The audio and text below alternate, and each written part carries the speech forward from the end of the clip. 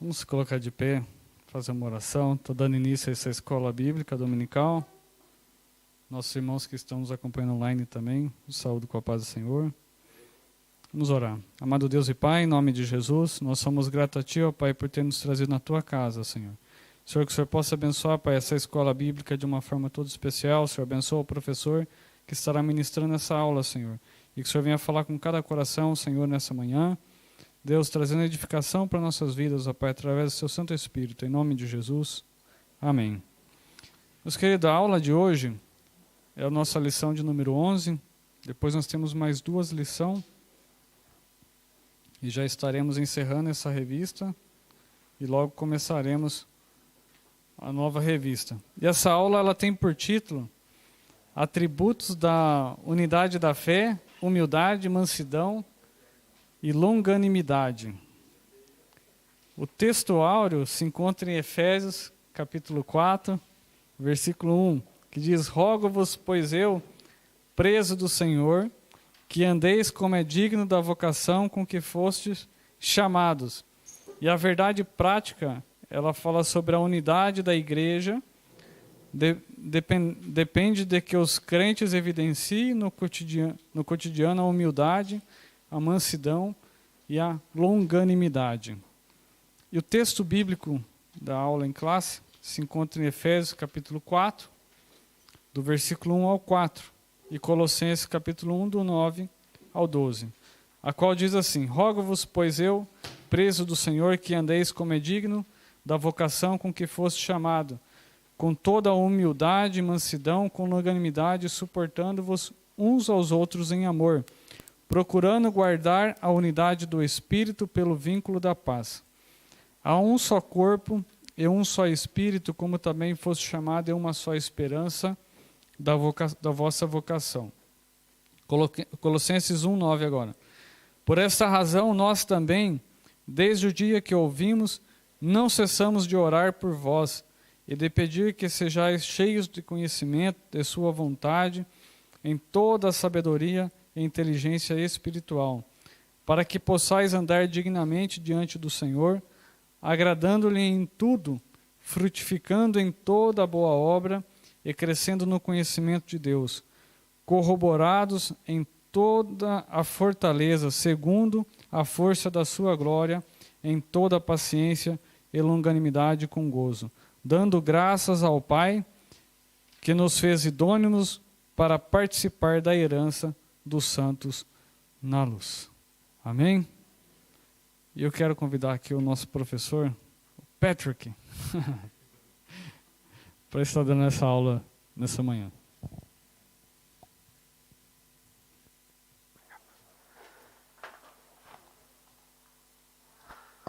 Amém. Paz do Senhor, irmãos. É bom estar na casa do Senhor mais uma vez. E parece que esta equipa agora está... O pastor André está-me a puxar aqui mais um bocadinho. Mas vamos então aprender sobre este tema que é super importante. Eu achei super interessante. E para ser sincero, eu também não estou aqui, como já disse também a semana passada, não estou aqui porque sei mais do que vocês. Eu também tenho que aprender muito e também estou aprendendo muito, e até tem-me ajudado a ter que preparar a lição, porque senão estou ali sempre perdido na técnica e não tenho a capacidade de estar a tomar conta de tudo completamente. Mas vamos falar sobre o tema, como o pastor André já disse, atributos da unidade da fé, humildade, mansidão e longanimidade. Estes 3 atributos que são super interessantes e que Paulo aqui se refere, que nos levam à unidade ou à união como igreja. Então vamos começar. É isto. Vamos começar na introdução. Estamos na lição 11, para quem está a chegar. Introdução. Após concluir a oração intercessora em favor da Igreja e ao mesmo tempo estimular os cristãos a viverem para a glória de Deus, o apóstolo passa a enfatizar a necessidade da unidade dos crentes. Assim, nesta lição, estudaremos as virtudes fundamentais, humildade, mansidão e longanimidade, que levam a Igreja a viver uma perfeita unidade conforme a palavra de Deus. Assim como nós também já lemos, e como aquilo que aprendemos a semana passada, primeiro o apóstolo Paulo orou pela igreja, fez aquela oração intercessora pela igreja, e então agora os motiva a andarem em humildade, mansidão e longanimidade para terem uma igreja unida. Sem esses 3 pontos, ou sem esses 3 atributos, sem essas 3 características, nós vamos ver no percurso do curso que não é fácil ou não é possível ter uma igreja que funcione bem. Amém? Então vamos ao primeiro ponto. Para haver unidade é preciso humildade. A humildade é uma virtude imprescindível para o fortalecimento da comunhão cristã. Espera-se que os crentes sejam humildes, não somente diante de Deus, mas também entre eles.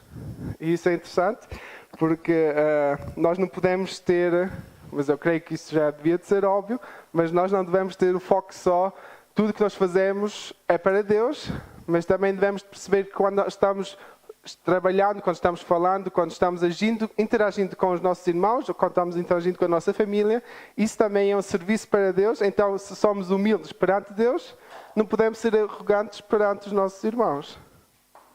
Se nós somos humildes porque sabemos que Deus é maior que nós, não podemos ser arrogantes pensando que somos melhores do que alguém que está aqui neste lugar, ou alguém da nossa família, ou alguém da nossa igreja em que pertencemos. Amém? Primeiro ponto. O modo digno de viver do viver cristão. A conduta geral do crente é o destaque dessa seção da carta. O apelo apostólico é para que os crentes andem de modo digno da vocação. Ou seja, a nossa conduta diária deve corresponder à chamada recebida para ser um membro do corpo de Cristo, a Igreja. Isso pressupõe que o andar do cristão está diretamente relacionado com o nível de unidade que ele tem com Deus e com os irmãos. Nesse sentido, a fim de desenvolver essa unidade, o apóstolo Paulo apresenta 3 virtudes essenciais: a humildade, a mansidão e a longanimidade. Nós todos sabemos que fazemos parte de um corpo, ou temos sempre esse exemplo, que como igreja pertencemos ao corpo de Cristo. Mas como é que funciona um corpo? Creio que cada um teve biologia na escola, ou alguma matéria desse género, em que sabemos que o corpo é algo complexo, que trabalha junto e que é controlado pela cabeça, ou pelo nosso cérebro, nesse caso, e nós sabemos que a cabeça do corpo de Cristo é Cristo, não é? E nós, como os restos dos membros que estão movendo-se, temos que estar interagindo com o cérebro. Se alguém, por exemplo, que é paralisado, que tem uma deficiência, tem essa função danificada. Os nervos não comunicam mais com o cérebro, então certos membros do corpo não funcionam. Então nós temos que ver que nós temos, primeiramente, uma comunicação boa com a cabeça do corpo, que é Cristo. Em segundo lugar, nós temos que ter uma boa comunicação de um membro do corpo para o outro. Porque senão, como é que funciona? Se eu quiser pegar o celular, se eu quiser pegar um copo e a mão não faz aquilo que deve, se eu como membro do corpo, se eu for este dedo e o pastor for este dedo, se nós não apertarmos, não vamos conseguir pegar no copo. Se o Senhor nos manda como igreja para uma direção, mas uns vão para a esquerda, outros vão para a direita, nós como corpo não estamos a funcionar bem. E é isso importante, e eu acho que é isso que é bom percebermos porque é que o exemplo do corpo. E então é importante nós termos essa unidade, essa união, como um corpo é unido, assim como nós temos todas as funções de um corpo. A humildade, segundo ponto. A humildade para os povos pagãos, a humildade não era uma virtude. Pelo contrário, era considerada uma atitude negativa, fraqueza de caráter e falta de amor próprio. Na vida de Cristo é que a humildade aparece como virtude, pois ele não teve por usurpação ser igual a Deus, mas aniquilou-se a si mesmo, tomando a forma de servo. No Evangelho de João, Nosso Senhor lavou os pés dos apóstolos, dando o exemplo de humildade, mas não de uma humildade movida pela falsa aparência, e sim de uma ação que reconhece a importância e o valor do outro. Nós creio que nós já percebemos isso às vezes na sociedade, que quando nós somos humildes ou quando parecemos simpáticos demais para a sociedade, as pessoas começam a gozar connosco. Ou, se calhar já ouviram essa frase a dizer: porquê que tu deixas que as pessoas falem isso de ti? Porquê que tu não dás contra aquilo que falam de ti? E nós, como pessoas humildes, que também não devemos estar à procura de guerra, eu creio que isso para nós é algo normal. Para nós, como crentes, é algo normal, ou devia de ser algo normal, de ser humildes. Mas nós vemos que na sociedade cada um luta por si mesmo, por o seu egoísmo. Muitas vezes, se formos a ver a crise que estamos a viver hoje em dia, economicamente, ou muitas das crises económicas que nós vemos, é pelo egoísmo do homem. Se nós fôssemos a ver as grandes empresas, se calhar não eram tão grandes como são hoje se não fossem egoístas, se não tivessem destruído a concorrência. Para dar um exemplo atual. Então, se eles fossem humildes e se nós nos ajudassem uns aos outros, talvez não haveria empresas tão grandes como há hoje em dia. Mas talvez havia muitas empresas pequenas onde muitas pessoas pudessem trabalhar na mesma. E isso nos mostra que nós, mesmo sendo humildes, podemos ter um sucesso, podemos ser reconhecidos. E é mais sábio ser humilde do que depois ser arrogante e não ter nenhum amigo, não ter ninguém que esteja ao nosso redor. O que é que nos vale ganhar o mundo e perder a nossa alma? Vamos ler Mateus 23, 28.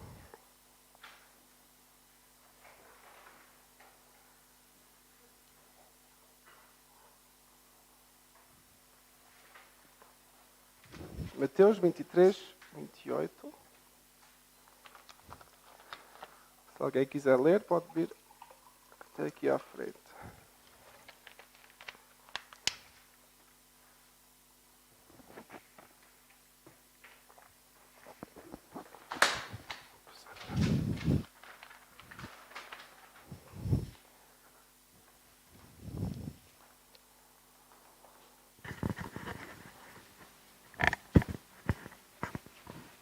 Assim também vós, exteriormente, pareceis justos aos homens, mas por dentro estáis cheios de hipocrisia e de iniquidade.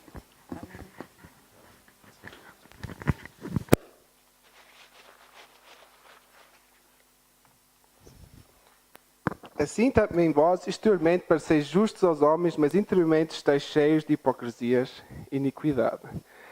E isso é quando nós não vivemos a humildade de forma como devemos. Quando nós nos mostramos e parecemos justos, quando por nosso egoísmo e por nossa arrogância, nós nos mostramos que somos melhores do que os outros. Mas no nosso interior, nós somos cheios de hipocrisia e iniquidade. Isso quer dizer, nós somos tão falhos como os outros.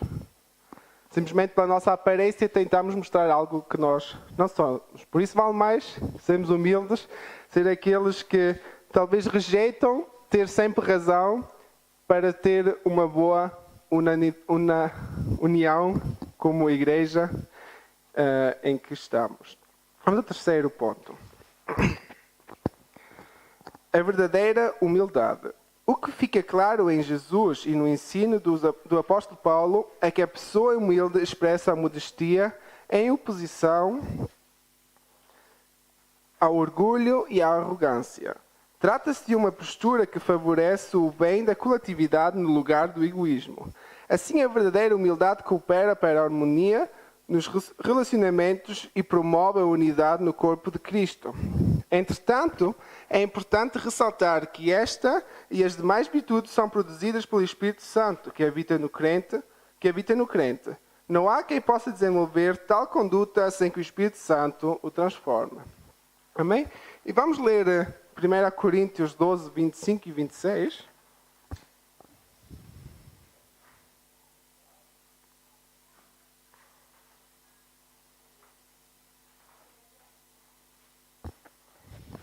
Primeira Coríntios 12, 25 e 26.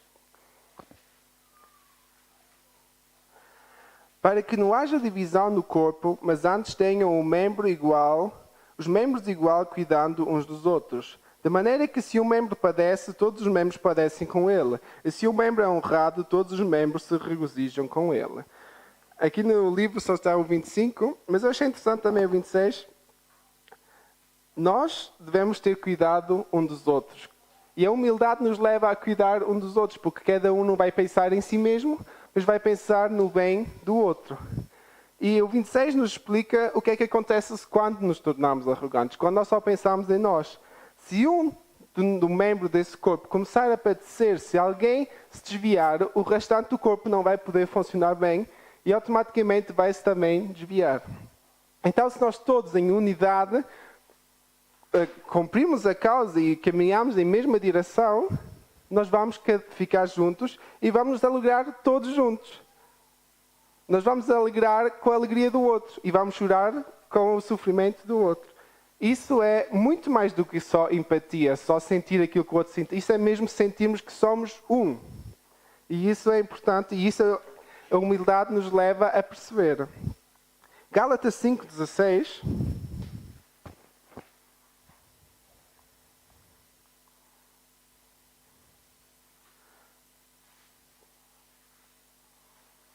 Eu vou ler na tradução atual.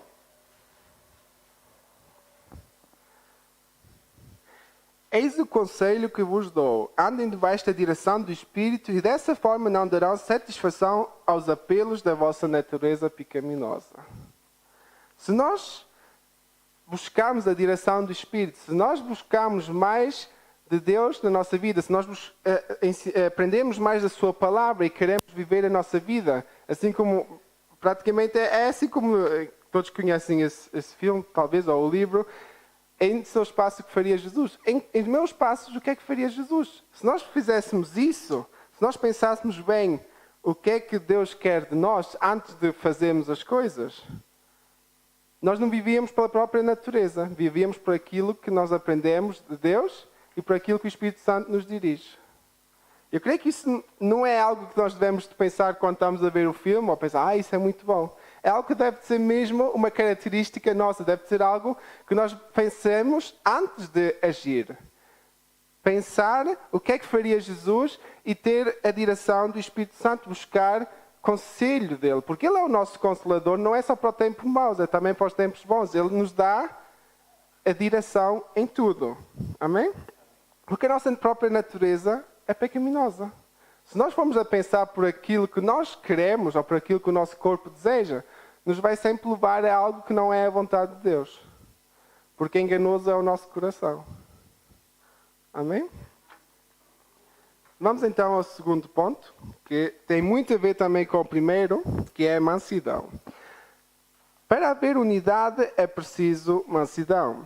A virtude da mansidão produz crentes capacitadas a bem gerir os conflitos, promovendo paz e conciliação na igreja local. Mansidão, um fruto do Espírito.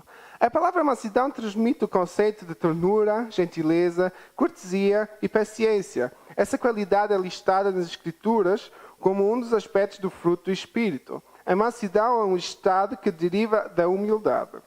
O termo indica moderação nas ações, bom trato para com o semelhante e ausência de precipitação. A expressão retrata o caráter de Cristo conforme o Senhor mesmo disse: aprendei de mim que sou manso e humilde de coração. Amém? Eu creio que mansidão, todos conhecem isso,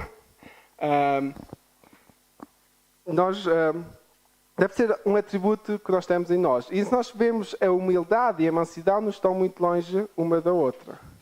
Nós não podemos ser mansos, nós não podemos ser alguém que é carinhoso, alguém que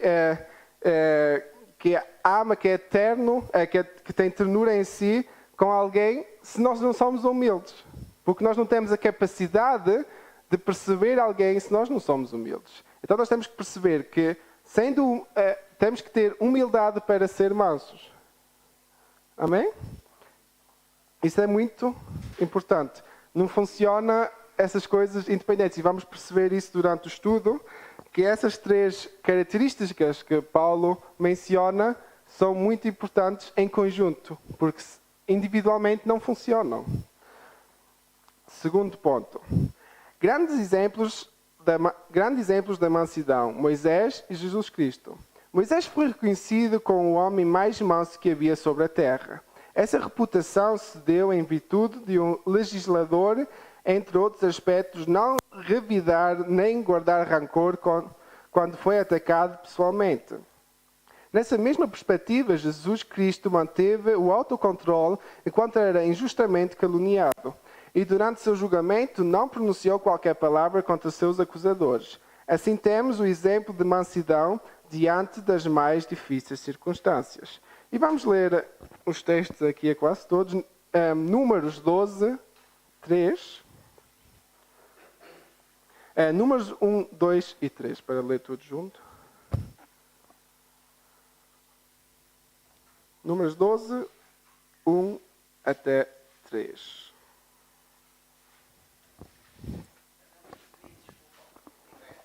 Números. É o quarto livro da Bíblia. Não há problema. Números 12, 1 a 3. Não sei se alguém quer ler.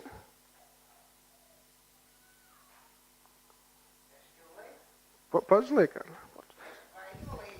Eu posso trazer o micro, se quiseres, tanto faz. Pronto, como quiseres. 12, 1 a 3. 1 a 3. E falaram Miriam e Arão contra Moisés por causa da mulher cuxita, que tomara, porquanto tinha tomado a mulher cuxita. E disseram, porventura falou o Senhor somente por Moisés? Não falou também por nós? E o Senhor o ouviu. E era o varão Moisés muito manso, mais do que todos os homens que havia sobre a terra. Obrigado.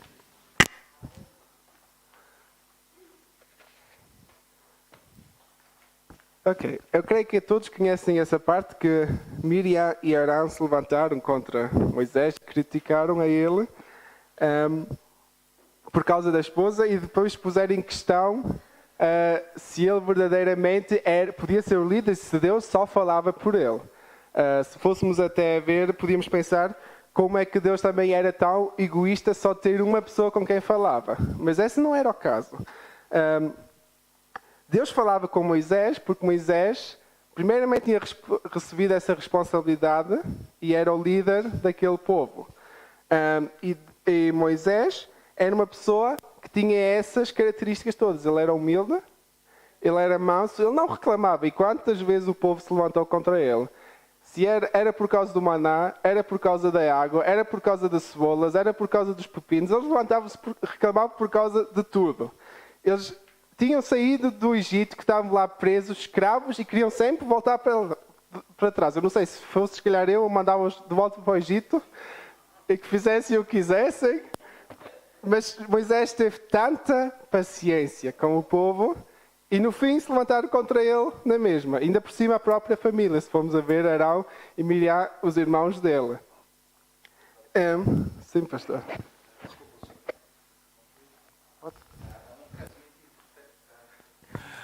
Há um caso muito importante aqui nesse pormenor.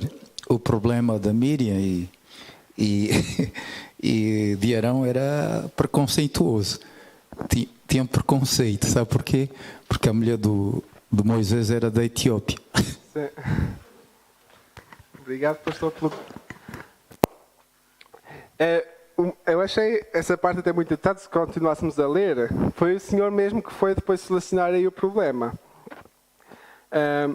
Porque Moisés foi sempre obediente e até Deus mesmo dizer Moisés era o homem mais humilde da terra, eu creio que é algo que é muito especial, assim como Davi, o homem segundo o coração de Deus. Se Deus dá esses atributos é porque essas pessoas eram mesmo especiais para Ele, porque eram pessoas que faziam algo que era mais do que aquilo que era normal naquele tempo na sociedade. Por isso estamos a ver que Moisés, mesmo sendo humilde, mesmo sendo manso, foi criticado, mas na mesma ele buscou ter a união com o povo e nunca desistiu do povo. Então nós, quando somos humildes, quando somos mansos, nos leva a lutar pelo povo que estamos a servir, pela igreja em que estamos congregando. Amém? E vamos a Marcos 15, 4 e 5.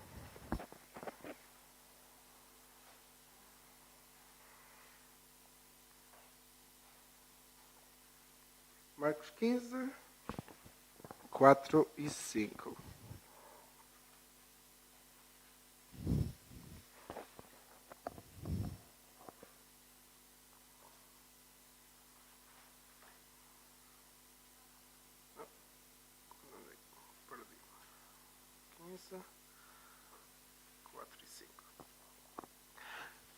Pilatos perguntou-lhe: por que não dizes nada?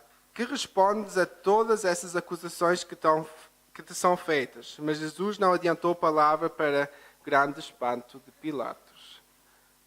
Jesus, no meio daquele processo em que estava a ser acusado de coisas que não tinha feito, no meio daquilo tudo, ele simplesmente ficou calado. E esta parte é de onde ele estava com Pilatos, e Pilatos ficou admirado de Jesus não se defender em nada. Isso é uma característica da mansidão. Isso é quando nós somos acusados, talvez injustamente, nós calamos porque sabemos que é melhor neste momento não dizer nada. E se lemos as partes anteriores, nós sabemos que Jesus, as únicas poucas palavras que ele disse durante todo esse processo até à cruz, durante esse caminho até à cruz, é: tu o dizes.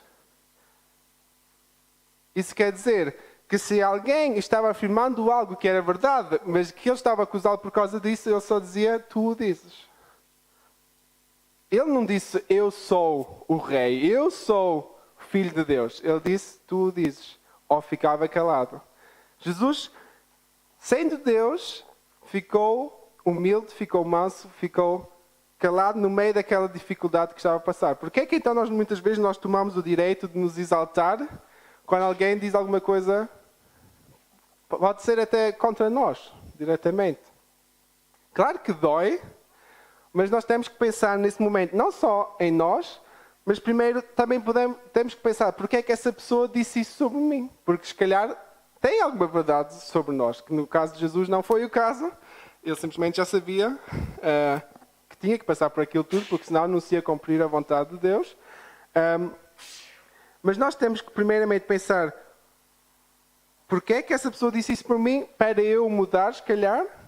E também temos que pensar na unidade da igreja. Temos que pensar na união da igreja. Nós não podemos pensar só naquilo que nós queremos. Nós não podemos só pensar: para mim dava mais jeito se os cultos fossem na segunda-feira às 7 da manhã. Não. Mas se a maioria da igreja, se a maioria das pessoas trabalha às 7 da manhã, não vai funcionar assim. E não é por isso que eu me posso revoltar. Nós temos que ser mansos e às vezes também em pró, na maioria das vezes em unidade com a igreja, então deixar-nos dirigir pelo Espírito e renunciar à nossa própria decisão, à nossa própria vontade. Mas vamos ao terceiro ponto, que o tempo corre.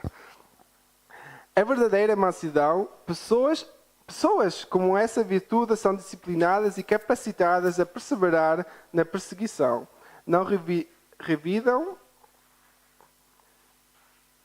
os maus tratos sofridos, não se apressam a emitir juízo, não cedam às provocações, nem dão espaço para ressentimentos. Essa virtude não significa fraqueza ou inferioridade. Pelo contrário, indica um mais seguro controle emocional. Assim, mansidão trata da submissão do homem para com Deus e a sua palavra. É a presença do Espírito Santo proporcionando suavidade e domínio próprio. É interessante que nós muitas vezes até podemos ver que há cursos para autodomínio, para controle próprio, para reconhecer os valores que nós temos. Mas isso tudo não vale para nós nada. Porque nós sabemos que a única fonte para nós termos domínio próprio é o Espírito Santo. Porque nós mesmos nem podemos nos dominar a nós mesmos. Nós não nos conhecemos suficientemente para controlar os nossos sentimentos, todas as influências que a nossa carne tem. Só o Espírito Santo é que nos pode dar a direção correta. E eu achei isso muito interessante, porque não vale a pena nós tentarmos mudar toda a nossa vida se for pela própria força, que nós não vamos conseguir.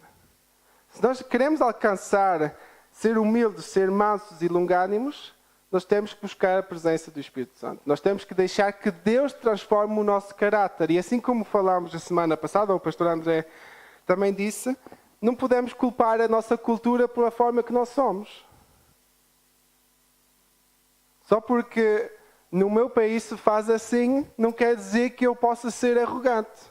Só porque costuma assim no meu país, eu não posso me levantar contra as outras culturas em que, por exemplo, estou a viver na Alemanha, é diferente. As pessoas com quais nós vivemos têm culturas diferentes, têm educações diferentes. Não é por isso que eu me vou levantar. Mas sim buscar a presença do Espírito Santo que me dê direção em todas as áreas, também na convivência como irmãos na igreja. Amém? Vamos a Tiago 1:21.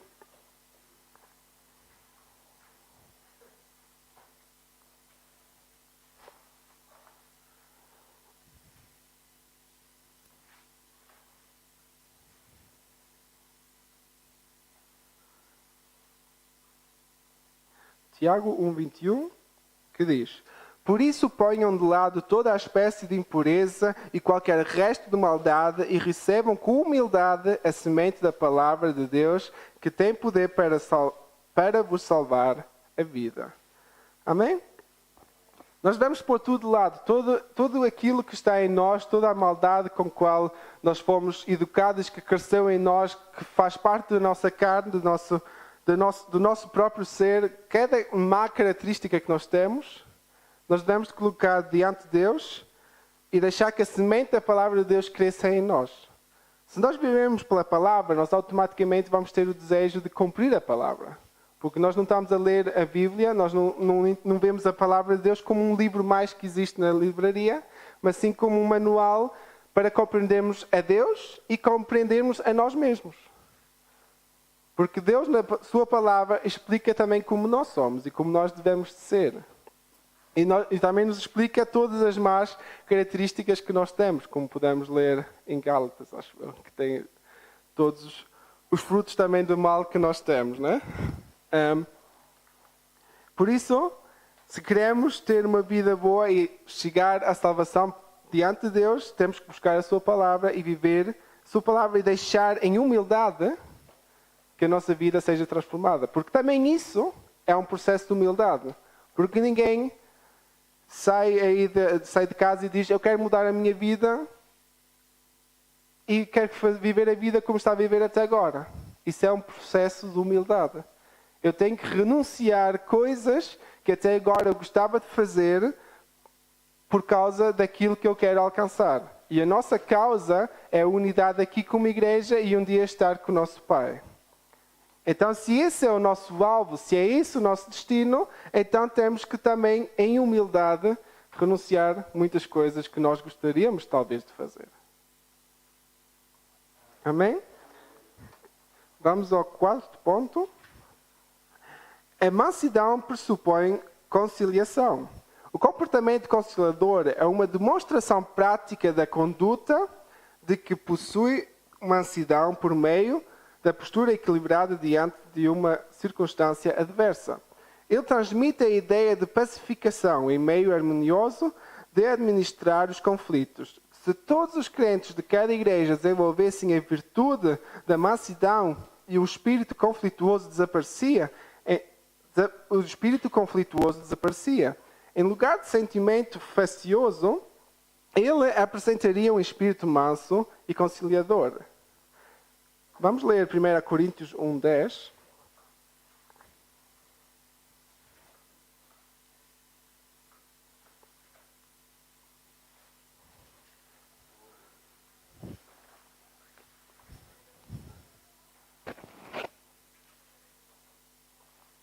Primeira Coríntios 1:10.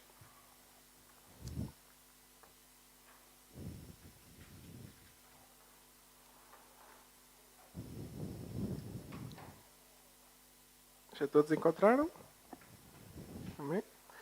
Irmãos, peço-vos em nome de nosso Senhor Jesus Cristo, que vivam em harmonia, sem divisões e unidos no mesmo ideal e no mesmo pensamento. Amém? Isso é algo que nós devemos de alcançar. É buscar viver para Cristo. Isso é o nosso alvo, o nosso primeiro objetivo. É reconhecer verdadeiramente que somos salvos por Jesus Cristo, que morreu na cruz e Ele é o nosso Senhor e Salvador. E em segundo, vamos viver porque tomamos essa decisão em harmonia, em união com a igreja em que estamos. E eu acho interessante que o escritor, o comentarista, escreveu que se todos os crentes de cada igreja desenvolvessem a virtude da mansidão e do o espírito conflituoso desaparecia. O que é que isso quer dizer? Todas as denominações que existem porque houve desacordo em certos temas da Bíblia, em certas doutrinas, ou algo que não foi interpretado da mesma forma. Mas se nós estivéssemos na mesma unânimos, buscando a direção do Espírito, cremos no mesmo Jesus Cristo, cremos no mesmo Salvador, cremos na mesma que Ele morreu na cruz, o que é que nos separa? Foi a discordância. Eu acho interessante esse comentário, porque se nós percebemos a palavra, nós normalmente, no mesmo com ideias ou interpretações diferentes que possam haver, nós devemos buscar ter o mesmo pensamento. Isso é, perceber a palavra como algo que não há duas interpretações. Perceber a palavra de Deus em unidade e mesmo que haja algum conflito em certos temas, buscar a direção do Espírito Santo. E não dividir a igreja porque não estamos de acordo com esse texto. Mas como não podemos agora mudar a situação como ela já está, temos que buscar a união na igreja em que estamos, ok? Temos que buscar estar unidos naquilo que nós queremos. E isso quer dizer que nós, como igreja, devemos ter um alvo em comum. Nós temos que ter uma visão em comum. Claro que a fé em Cristo nos une, mas se nós não tivermos uma visão em comum, cada um vai querer fazer o que para ele lhe dá mais, o que lhe mais agrada. E isso pode trazer problemas na nossa conduta, porque pode trazer desarmonia. Cada um pode trabalhar na igreja com a forma, com o talento que Deus lhe tem dado, com os dons que Deus nos tem dado. Mas na mesma temos que ficar em harmonia. Que não vale a pena... Vamos dar um exemplo fácil. Por exemplo, não vale a pena, se o pastor Lucas gosta de hinos da harpa, de eu agora, a partir de agora, decidir que no louvor só vamos cantar hinos hard rock, ou qualquer coisa assim. Qualquer coisa que ninguém aqui goste, só eu. Não ajuda, porque nós temos que estar em harmonia. Então, para conciliar-nos todos, vamos então tocar aquilo que agrada. A Deus tem que agradar de qualquer maneira, não é? Mas aquilo que também é o interesse ou o gosto de uma parte da igreja e que também é interesse de outra parte da igreja. Assim como nós cantamos em português e em alemão. Não é porque nós todos sabemos cantar bem em alemão ou porque sabemos todos cantar bem em português. É porque também nós reconhecemos que há a necessidade de alcançar o povo alemão, porque estamos na Alemanha. E isso é também uma das características da mansidão e da humildade. É nós renunciarmos também, talvez, interesses próprios ou algo que para nós é mais agradável para alcançar também as pessoas que estão ao nosso redor. Amém? Vamos então ao terceiro e último ponto. Para haver unidade é preciso longanimidade para o exercício do perdão. Longanimidade, se formos a procurar um sinónimo, eu fui ver no dicionário, tem 21 sinónimos, por isso praticamente pode ser tudo, mas o que se usa mais é paciência, e se formos ver o contexto, paciência e tolerância. Mas se formos ver somente a palavra longanimidade, eu acho que já explica por si mesmo, que é longo e ânimo. Por isso, se nós somos pacientes, nós temos uma longa motivação ou um longo ânimo de perseverar naquilo que nós estamos à espera, ok? Então nós vamos, quando somos longânimos, nós vamos ser motivados, vamos ser pacientes, vamos ser tolerantes até alcançar aquilo que é necessário alcançar. A virtude da longanimidade capacita o crente a ser tolerante com os erros alheios e assim liberar o perdão aos ofensores. Ponto 1. Longanimidade, um fruto do Espírito. Longanimidade tem o sentido de paciência, tolerância e constância. É mais um aspecto do fruto do Espírito desenvolvido no crente. Em termos gerais, essa virtude significa tolerar pacientemente a má conduta dos outros, tanto que a Bíblia nos ensina a ser pacientes na tribulação. Assim, suportar os erros dos outros e as adversidades da vida são o lado prático da paciência, pois o próprio Deus é descrito como longânimo e tardio em irar-se. Contudo, o exercício da paciência requer a virtude do amor, que é o princípio basilar de todas as ações do crente salvo por Cristo. Amém? Nós somos longânimos porque amamos o nosso próximo. E praticamente estamos a chegar ao tema que falamos a semana passada. Por isso é que para Paulo foi tão importante orar também em sentido do amor da igreja. Por isso é que foi importante para Paulo pedir à igreja que tenham amor uns com os outros. Porque o amor é que nos ajuda a suportar as diferenças. Eu posso ter outra opinião que a minha mãe, mas porque eu a amo, vou respeitar a sua opinião. E porque ela me ama, ela também me vai ouvir a mim. Isso é algo que faz o amor. Não vai ser fácil, para isso precisamos da paciência. E parece que quanto mais paciência nós pedimos, mais dificuldades vêm para treinar a paciência.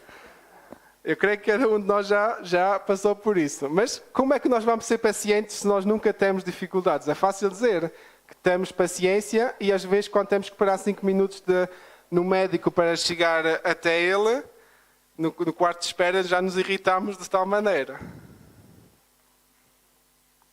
Paciência é dura para nós. A longanimidade é dura, porque temos que tolerar, e aqui está escrito, nós temos que tolerar os erros dos outros. Nós temos que respeitar cada um com o seu feitio, com as suas manias. E não é por isso que eu vou dizer, eu não gosto de estar com aquele irmão me leva aos arames, como se diz lá em Portugal. Aquele irmão me faz, tira-me do sério. Não, temos de ter tolerância, longanimidade. Se Deus tem tolerância connosco, porque se Deus quisesse, Ele podia nos matar todos de uma vez, porque eu acho que nós irritamos-o de tal maneira, nós gostamos tanto de fazer aquilo que Ele não gosta que nós façamos. Somos como aqueles filhos que estão sempre a fazer tudo o que o pai não quer que faça, e Ele tem tanta paciência connosco, Ele é tão longânimo connosco. Então, por que é que nós não o somos com as pessoas que estão ao nosso redor? Vamos a Romanos 12:12. Se alguém quiser ler.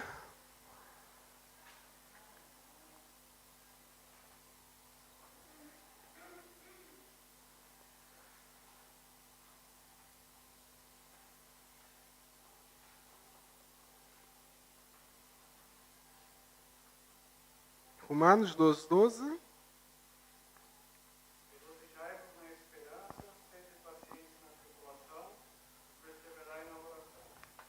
Obrigado, pastor. A minha tradução diz: alegrai-vos na esperança, sede pacientes na tribulação, perseverai na oração.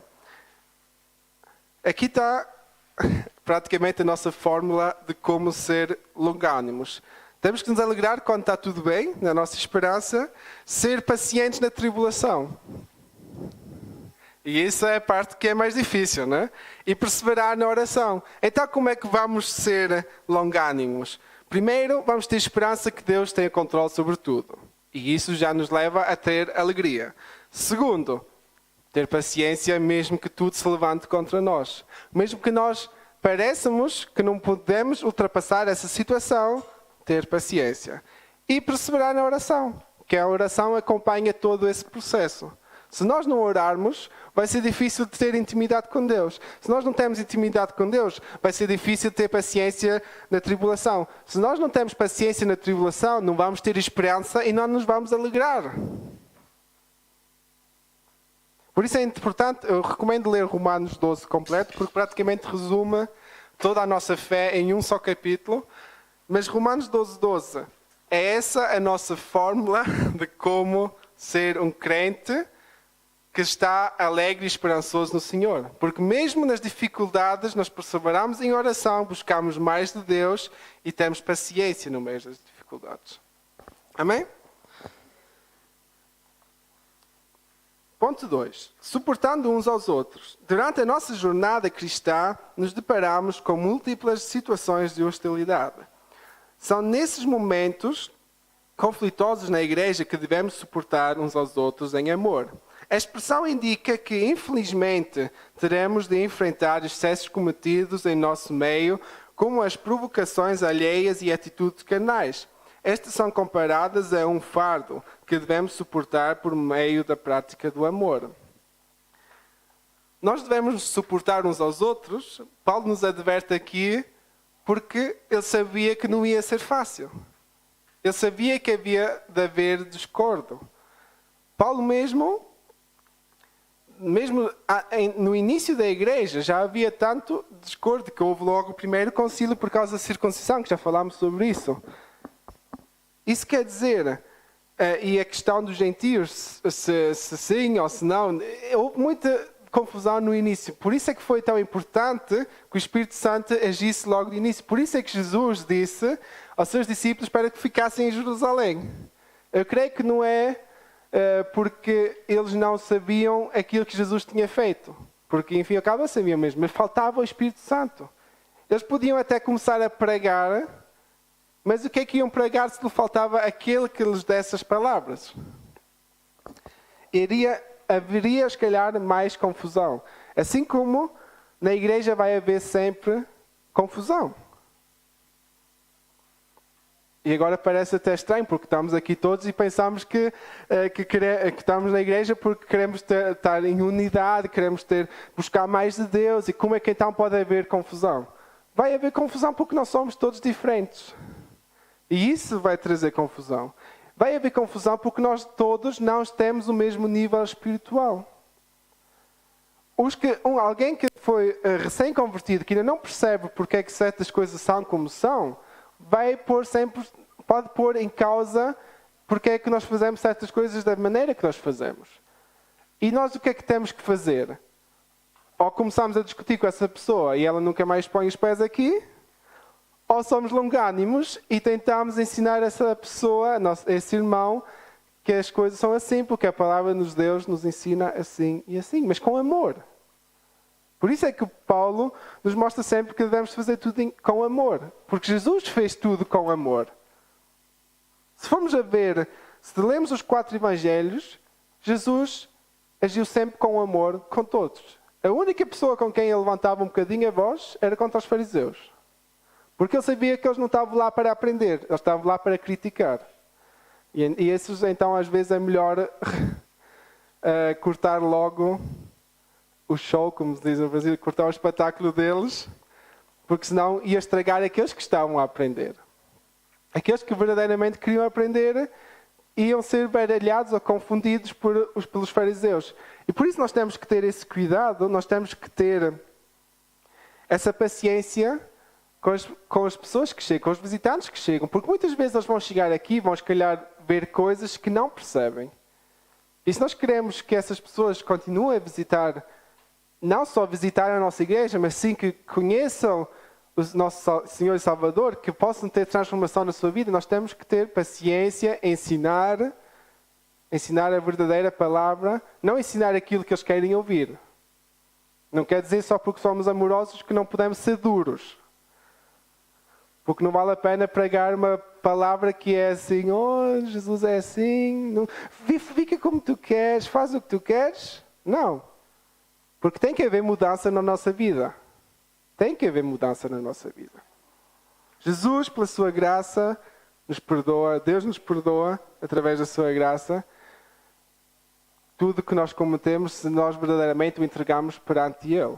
Mas não é por isso que vamos abusar da graça dEle. Não é por isso que vamos viver a vida que queremos e todos os dias pedir perdão no fim da tarde, porque nós nem sabemos se vamos chegar ao fim da tarde. Por isso é melhor viver logo a vida da maneira que devemos e não ter que estar a pedir sempre perdão por tudo e mais alguma coisa, porque já temos tantas coisas ou tantas tantos erros, tantos pecados que nós cometemos só no nosso pensamento, que se ainda temos que estar a pensar naquilo que nós fazemos fora dos nossos pensamentos, vai ser muito difícil. Por isso, vamos ajudar-nos uns aos outros. Terceiro ponto. O perdão como premissa do amor. O perdão como início do amor. O amor é um atributo... Desculpem. O amor é um atributo divino. O principal aspecto do fruto do Espírito. É uma virtude altruísta que nos conduz a tratar uns aos outros como gostaríamos de ser tratados. Desse modo, a tolerância entre irmãos em Cristo deve ser mútua. Isto é, amando ardentemente uns aos outros com o coração puro, perdoando e sendo perdoado. Quando esse estilo de vida é adotado pelos crentes, acabam-se as disputas na igreja. Amém?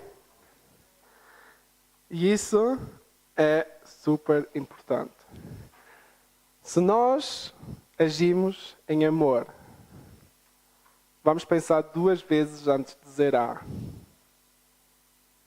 E o problema quando dizemos A é que temos depois também de dizer sempre B. E se nós não dizemos B, cada um daquela pessoa que ouviu o início da frase vai pensar a sua parte. E isso é problemático. Por isso, muitas vezes, é melhor pensarmos antes de dizer A. Antes de nós começarmos a criticar, antes de nós pensarmos que sabemos algo melhor, devemos pensar muito bem se isso vai ter algum prejuízo ou se isso vai ter algum valor. Porque claro que cada um de nós tem ideias boas, e eu não estou a dizer que cada um deve estar calado, porque senão também não vai funcionar a igreja. A igreja funciona mesmo trabalhando em unanimidade, unidos. Pronto, agora tenho que procurar as palavras mais fáceis, porque senão o cérebro hoje não está... Temos que trabalhar em união. E trabalhar em união é falando uns com os outros. Quando nós temos reunião administrativa, falar aquilo que está no nosso coração, falar sobre aquilo que nós pensamos, aquilo que o Espírito Santo nos tem dirigido. Se nós nunca falássemos da missão há 2 ou 3 meses atrás, será que estaríamos aqui tendo já o 2º ou 3º culto missionário? Tivemos o primeiro online e o segundo foi o mês passado e vamos ter para a semana ao próximo. Será que teríamos feito isso se não tivéssemos falado sobre esse assunto? É para isso que serve a união. É para nos apoiar uns aos outros em humildade, em mansidão e em longanimidade. E nos suportar uns aos outros. Mas também devemos de deixar-nos guiar pelo Espírito Santo. E isso é o mais importante de tudo. Se nós não tivermos a direção do Espírito Santo, como já disse a semana passada, nós só somos uma associação, só somos um clube, uns fãs de Jesus que se encontram aqui. Mas nós, como igreja, queremos trabalhar, funcionar para a obra de Deus. Temos que ter a direção do Espírito Santo. E falar uns com os outros e nos suportar uns aos outros. E suportar, eu acho que essa palavra cai muito bem, porque é mesmo, não é só apoiar uns aos outros ou estar uns com os outros, é suportar. Suportar quer dizer que pode ser pesado. Cada um que já teve que acartar uma pessoa, cada um que tem que acartar as mães que carregam com os seus bebés, no início é fácil. Quando nasce com 3,5 kg, mas depois quando com 3 ou 4 anos ainda quer ser carregado, já pesa uns 20 kg, já é mais difícil. Suportar uns aos outros é isso mesmo. É nós carregarmos as dificuldades, carregarmos as vitórias juntos e carregar as dificuldades juntos. Amém? Conclusão. Vimos o convite de Paulo aos crentes para um viver digno de uma perfeita unidade. Para garanti-la, mostramos que algumas virtudes são essenciais. A humildade, que fortalece a unidade, a mansidão, que gera os conflitos, a longanimidade, que suporta os erros alheios. Quando os crentes vivem essas virtudes, as dissensões desaparecem e o nome de Jesus Cristo é glorificado. Amém? Vamos ler Mateus 5,16 para terminar. depois entrego a palavra ao pastor André.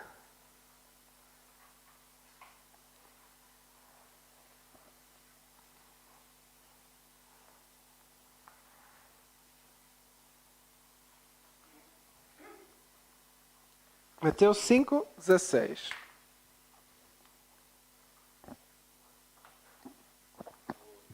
Amém? Assim resplandeça a vossa luz diante dos homens, para que vejam as vossas boas obras e glorifiquem a vosso Pai que está nos céus. Amém? Se nós temos essas 3 características, humildade, mansidão, longanimidade, a luz de Deus vai resplandecer em nós e vai ser visível para todos que estão ao nosso redor. E quem vai ser glorificado? Não eu, mas o nosso Pai que está no céu. Amém? Tudo que nós fazemos, se formos uma igreja unânime, se formos uma igreja unida, vai levar toda a honra e glória para o Senhor. Amém? Agradeço pela oportunidade e entrego ao pastor.